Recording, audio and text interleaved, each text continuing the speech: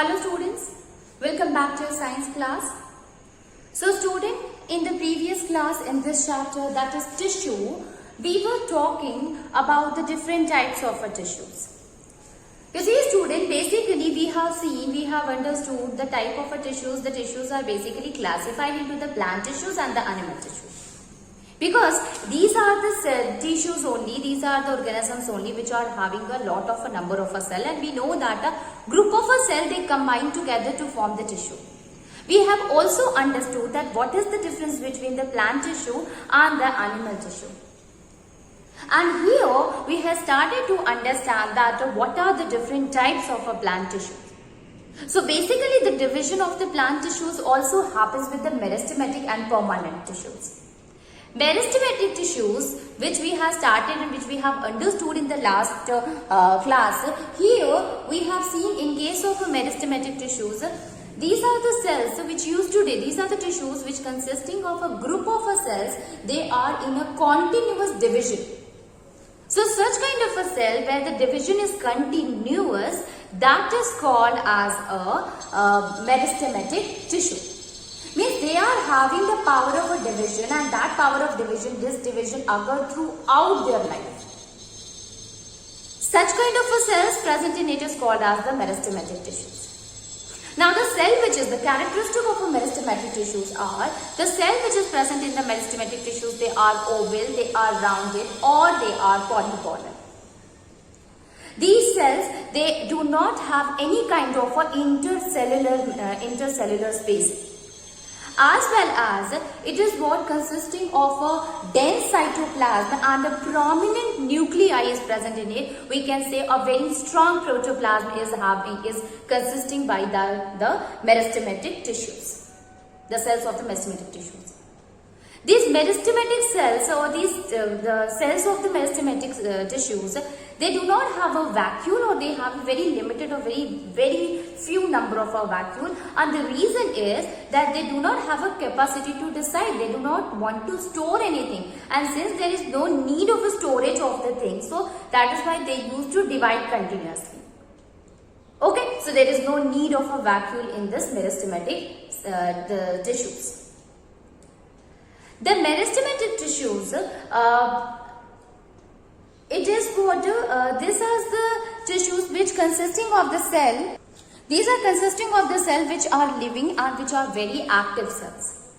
Living in active cells make it that it is having the division, and that is why we will say that these are having the power of division. They continuously divide.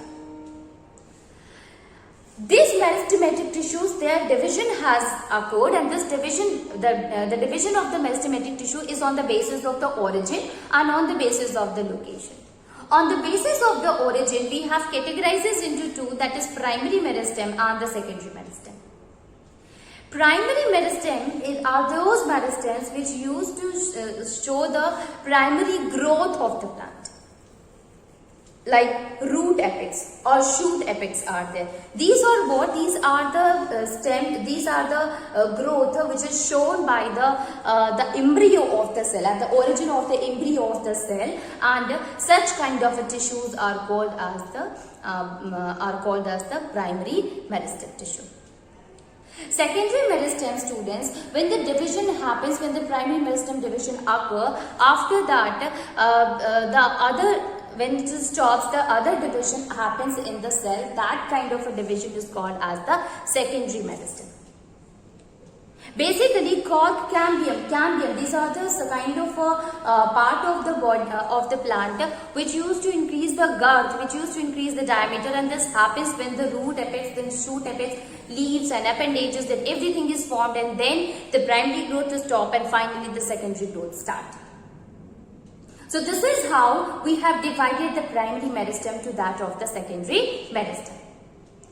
Now let us see the division of the tissue on the basis of the location, and on the basis of the location we have categorized into three types, that is apical meristem, intercalary and lateral meristem. Let us start to understand with the apical meristems. So first one is the apical meristem.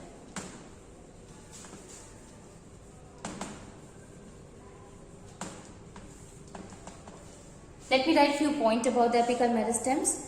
So these are, okay, apical meristems. Let me draw here a diagram, students, with the help of which you will be able to understand the concept.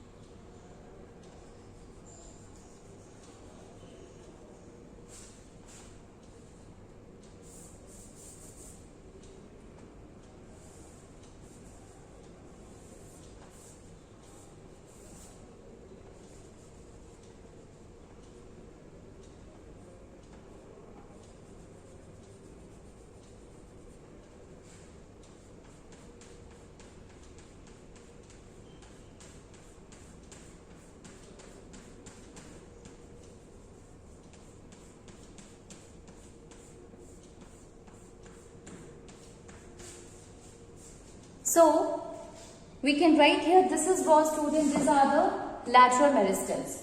So I am labeling it here, lateral meristem. Lateral meristem. Then next one is intercalary. This is what? This is intercalary.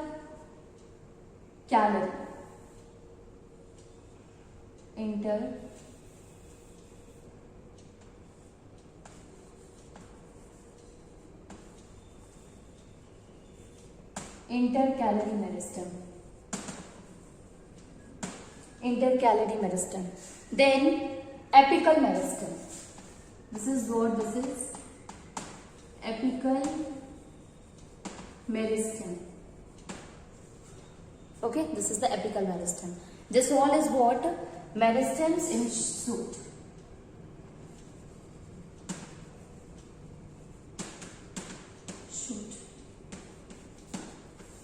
In shoot of the plant. Okay, meristem type in the shoot of the plant.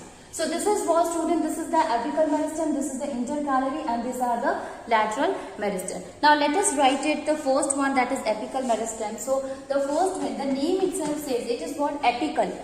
Apical means this term came from apex. Apex means tip.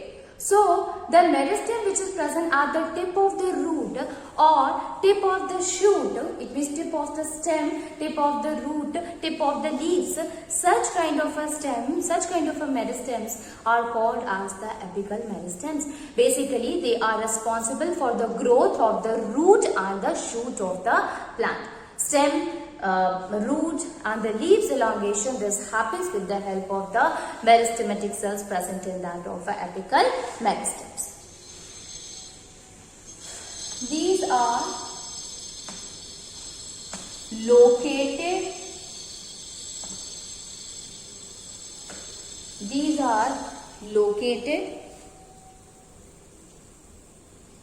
at the apex, at the apices of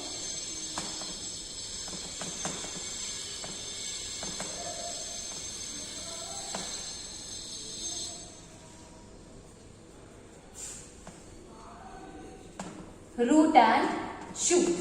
Okay, so basically these are the cells which is present at the root and the shoot apices. So such kind of a meristems are called as the apical meristem. So location is at the root apex and at the shoot apex. Okay. Next one is, you can see here students, this is the apical meristem present at the tip of the plant, present at the tip of the shoot, of the stem, or of the leaf, even of the root also. Here we have taken the meristem type in stem, and that is why the tip of the stem consisting of the apical meristem. What is the role of this meristem, students? So these meristems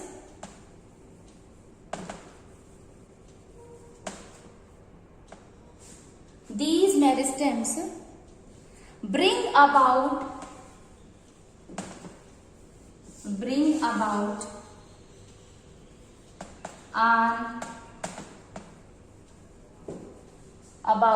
an increase in the length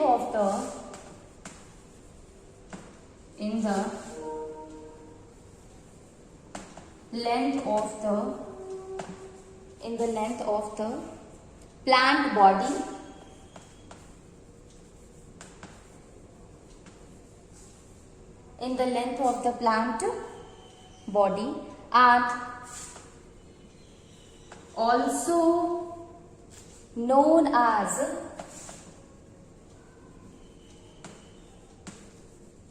the growing points.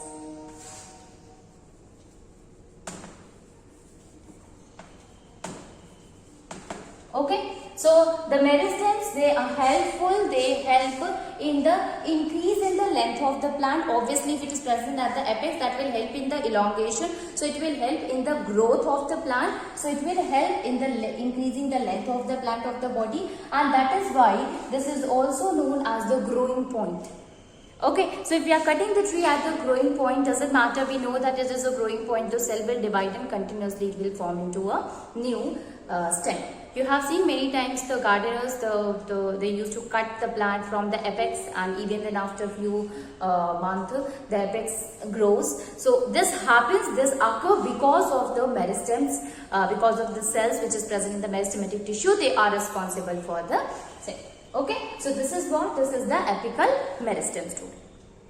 Second one is lateral meristem. Lateral meristem.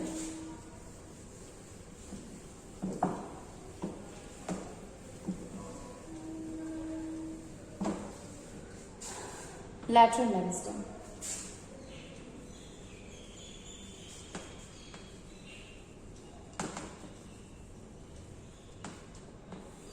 Lateral meristem. In case of a lateral meristems, these are composed of such of the initial cells which, this is the lateral meristems with student, which is responsible for increasing the girth, increasing the diameter, or increasing the width of the plant. Okay, so we can say that these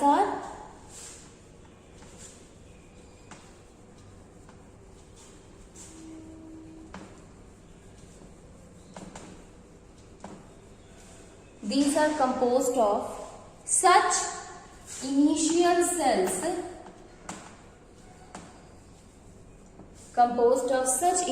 cells which divide mainly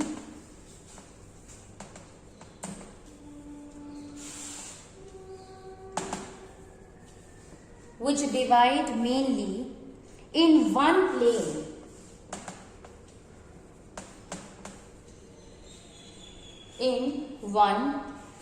That is along the periphery.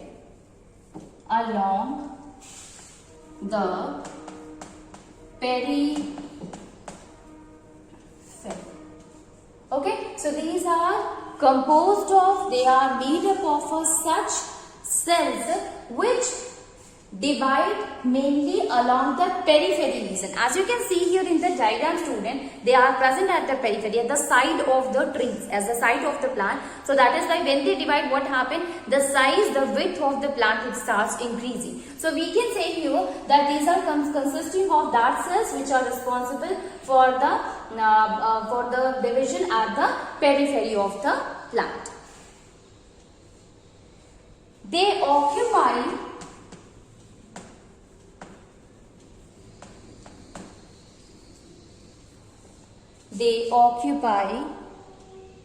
lateral position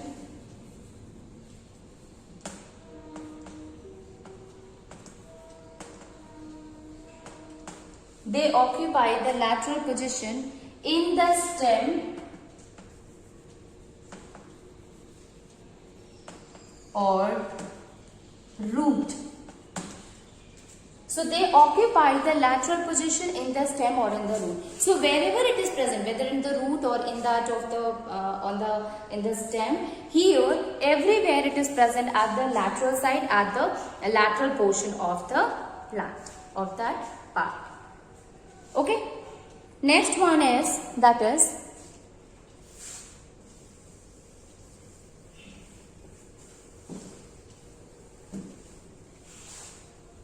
cambium and cork cambium.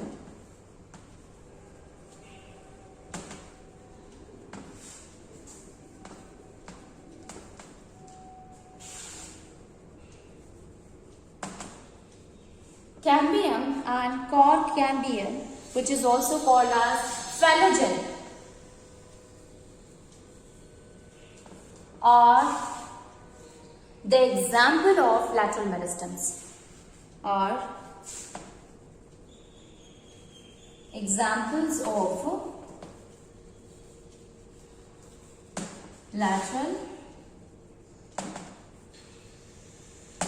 meristems. Okay, so these are some of the examples of the lateral meristem. So whenever it is said that which is the lateral meristem, you will write it as the cambium or the cork cambium. Next is intercalary meristem, students. So let us see intercalary.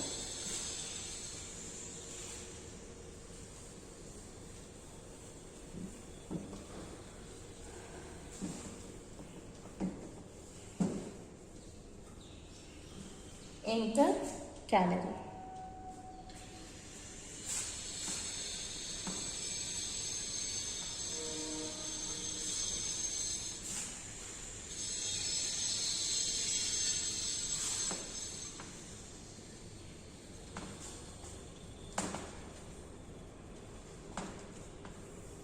Intercalary meristem. So these are merely the portion of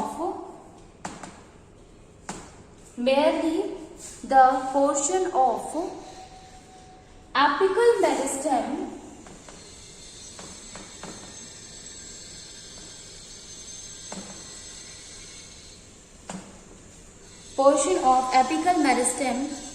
which have been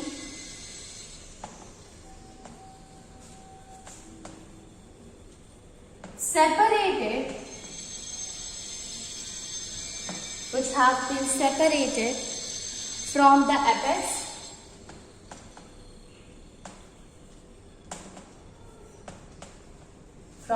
apex during the development.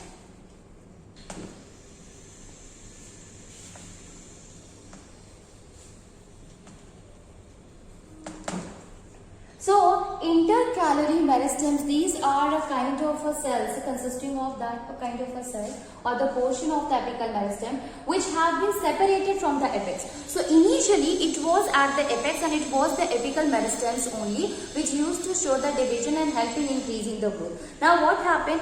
So the initial, suppose this is the apex student. So here the meristems are present. They keeps on dividing, and due to which the other growth of the plant or other growth of the stem or the root happen. Now that particular portion which was dividing, now it becomes downward. It comes down. So here this position, this meristem which is present near or very close to that of the apical meristem, that is called as the intercalary meristem. So that is why it is said that these are merely the portion of the apical meristems which have been separated from the apex during the development. As the development occur, after development it has been divided, it have been changes into the another kind of a meristem, that is intercalary meristem. Basically such kind of meristems are responsible for increasing the growth of the internodes.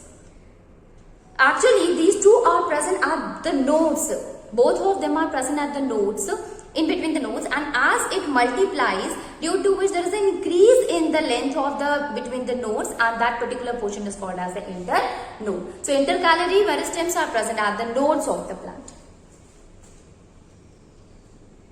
So we can say here these are located at the base of the node or internode. So these meristems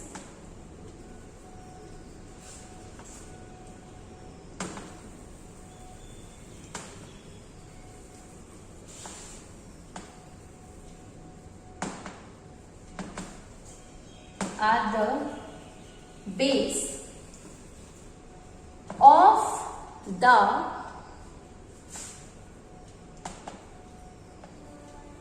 nodes and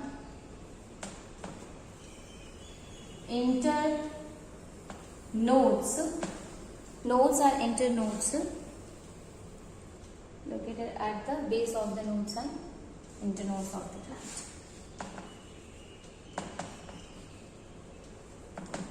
Okay, so basically they are present at the node or the internode of the plant. So this is all about the different types of a meristem or the meristematic tissue. We have understood the meristematic tissue on the basis of the location as well as on the basis of the origin student. Moving on, and we will see the another kind of a tissue which is called as permanent tissue.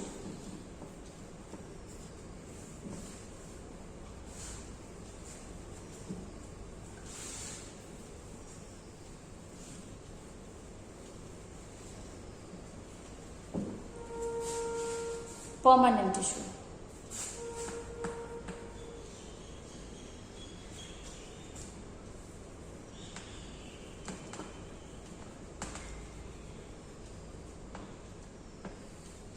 Permanent tissue.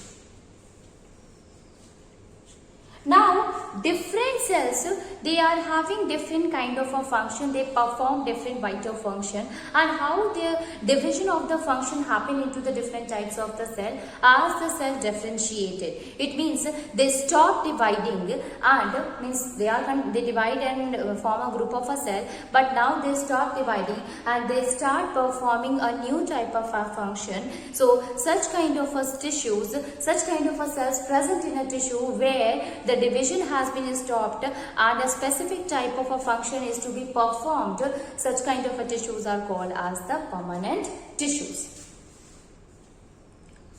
So the cell formed by meristematic tissues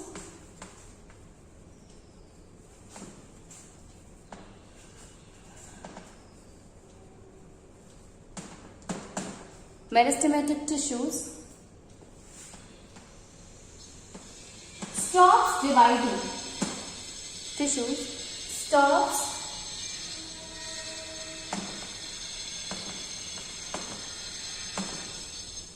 dividing.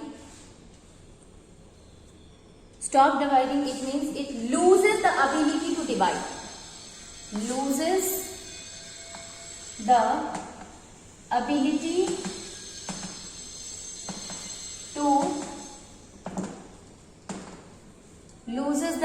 to divide and take up a specific role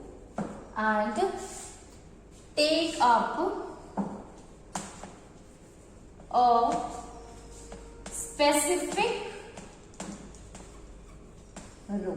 Such kind of tissues are called as permanent tissues. We can define here permanent tissues are formed by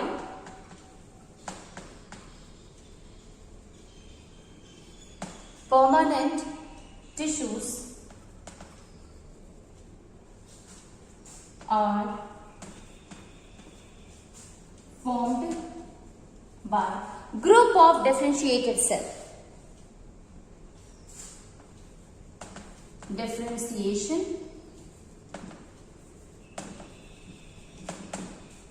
of meristematic tissue. Meristematic tissue. Okay, so permanent tissues, these are formed by the differentiation of the meristematic tissues.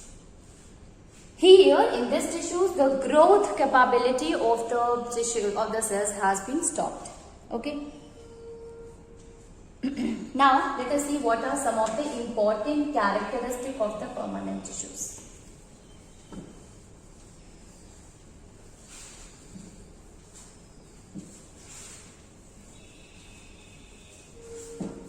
Characteristic of permanent tissues.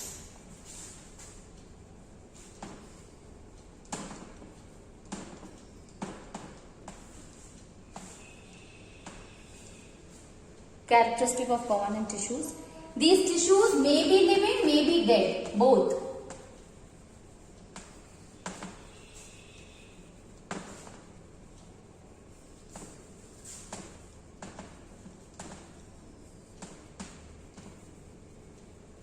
It means it can be both. In case of a meristematic cell, we have seen that they are living only, the cells are living only, but here it can be living or it can be dead.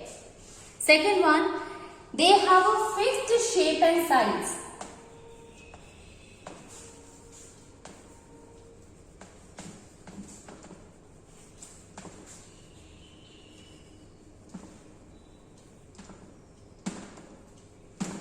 The cells, they are having fixed shape. There it can be oval, it can be polygonal or rounded in shape. Then the living cell have no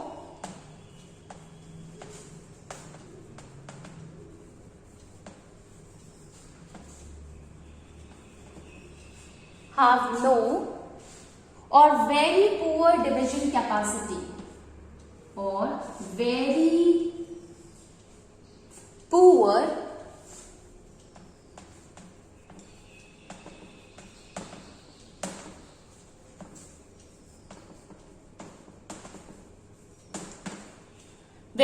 division characteristics or capacity. So in the earlier case, in case of a meristematic cell, they used to divide continuously. Here it can we can say that the division is very less or the division does not happen at all.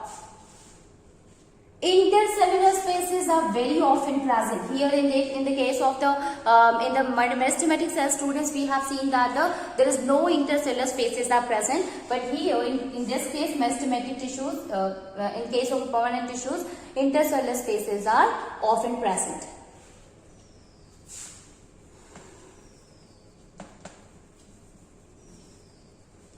Intercellular spaces are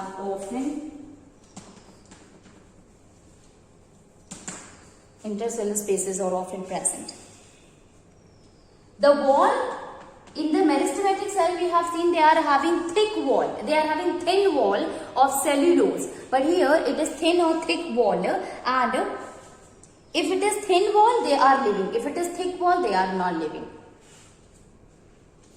These may be thin or thick walled. Thin or thick walled. Thin or thick walled. If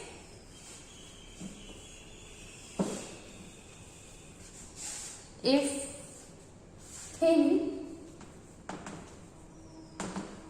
then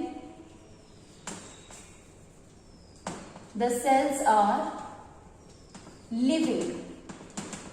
It means they are now having the capacity of to divide. If thick, then dead cells. Okay, these are the properties of permanent tissue.